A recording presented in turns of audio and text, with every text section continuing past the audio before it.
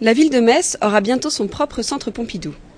C'est au 6e étage de Beaubourg que l'un des architectes du projet, Jean de Gatine, nous a reçus pour commenter sa maquette.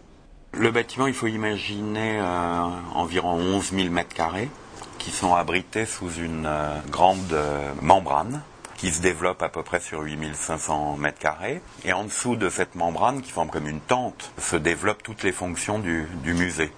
Les salles d'exposition en fait se répartissent sur 4 niveaux. Au rez-de-chaussée, il y a ce qu'on appelle la grande nef, qui est une salle de très grande hauteur, qui est en connexion avec le forum intérieur. Et puis ensuite, les 3 tubes que vous voyez ici, orientés vers des monuments de la ville, comme la cathédrale, ou la gare. À part ces zones d'exposition, on a à l'arrière du bâtiment un bâtiment rond qui s'appelle le studio de création. C'est une salle polyvalente où il pourra y avoir à la fois des spectacles et à la fois des interventions ponctuelles d'artistes.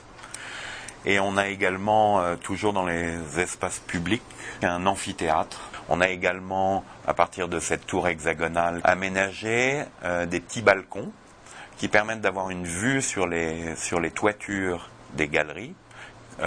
Et sur ces toitures, on s'est arrangé pour qu'on puisse poser des œuvres d'art. Et cette toiture, qui est un tressage de bois lamellé-collé, épouse les formes des fonctions du musée. Et elle pose sur des pieds qui ressemblent un peu à des champignons, comme ça, qui vont récolter l'eau. Donc c'est un système assez compliqué à mettre au point parce que aucun des éléments n'est répétitif, vraiment. Donc il faut imaginer des grandes poutres qui s'entrelacent et qui, fixées les unes entre elles, doit former un tout. Le centre Pompidou-Metz devrait ouvrir ses portes en 2008, après 24 mois de travaux.